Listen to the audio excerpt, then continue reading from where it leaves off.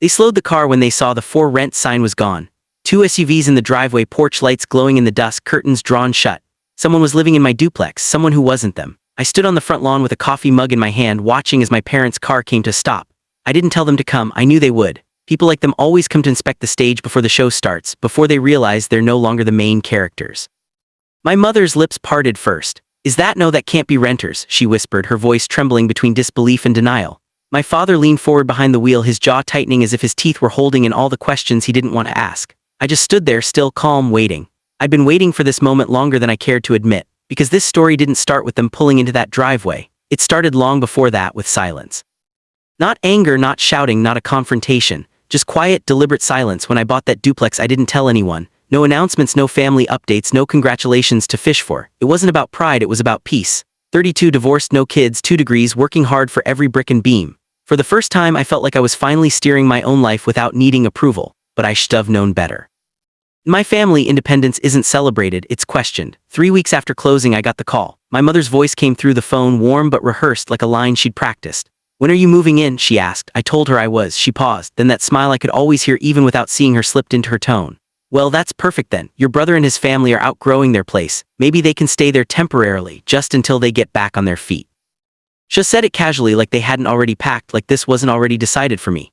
And behind her voice I could hear my brother whispering something smug, expectant. They didn't ask, they never did, it was always the same story. When I went to college, they gave him my car without telling me. When I moved out for grad school, they turned my bedroom into his office. Every Christmas, every family emergency, every guilt-soaked favor wrapped in the same line: family helps family.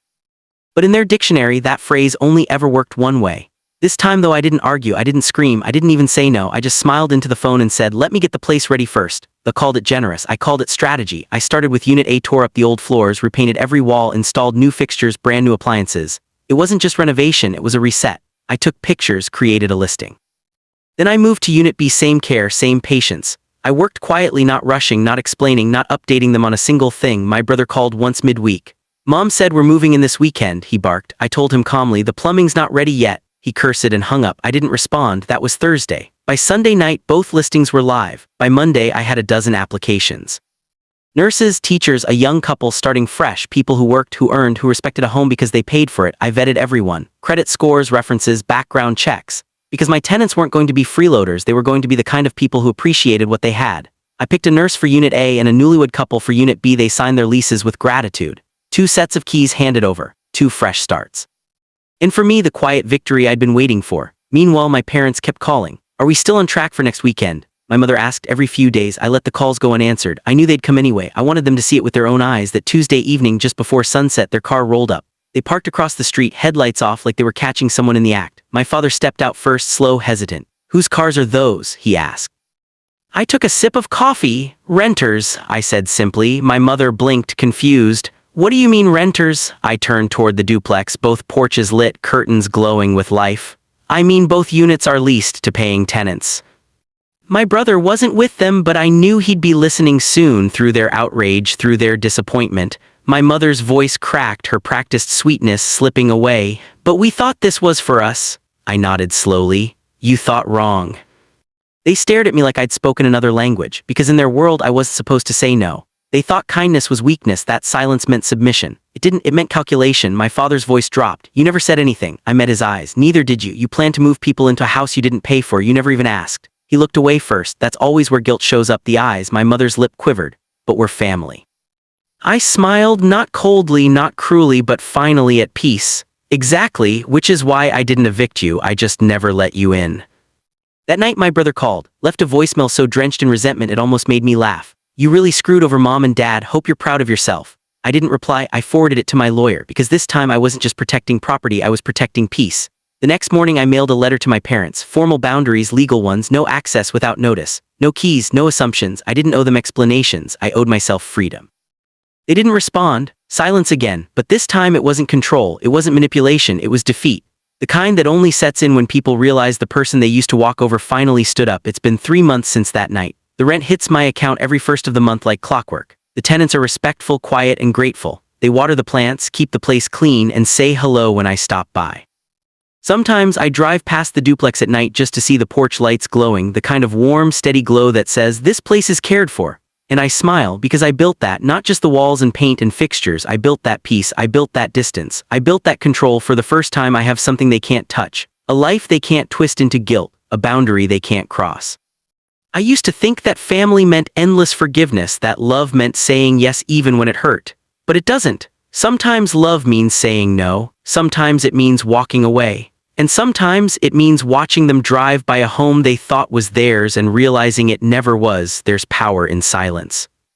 I used to fill it with explanations, apologies, compromises. Not anymore. Now I let silence speak for me, because silence, when used right, is a language of strength. When they realized I'd stopped explaining myself, they panicked. They called it betrayal, but it wasn't betrayal, it was balance. For once I gave as much as I got. I know some people watching this might think I went too far, that I should have helped them. That family means sacrifice.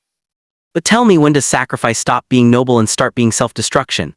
When do you stop bleeding just to prove you care? I gave them years, they gave me guilt, I gave them patience, they gave me expectations. And when I finally gave myself peace, they called it revenge, but it wasn't revenge, it was redemption, a reclamation, a moment of clarity so sharp it cut through decades of obligation. They used to say I'd regret being alone. Funny thing is, I've never slept better.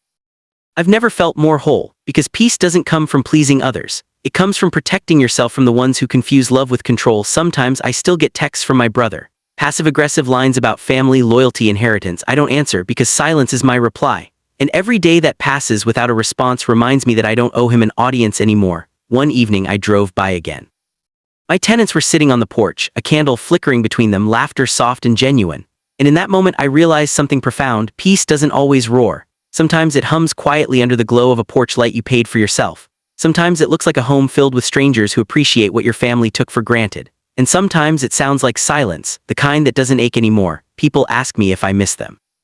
I tell them I miss the idea of them, the version I hoped they could be, but I don't miss the guilt, I don't miss the manipulation, I don't miss feeling small. If you've ever been the one holding your family together while they tear you apart, hear this. You're not wrong for setting boundaries, you're not cruel for saying no, you're not heartless for choosing peace over obligation. Sometimes the kindest thing you can do for yourself and for them is to close the door quietly and walk away.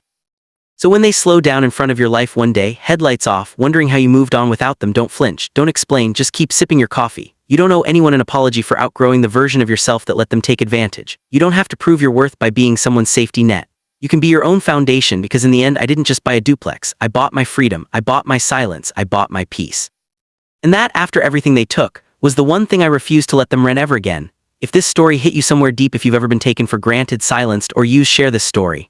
Someone out there needs to hear that it's okay to walk away. It's okay to protect your peace. And if you want more stories like this, raw, honest, and real, don't forget to subscribe. Because healing starts the moment you stop explaining your worth and start living it.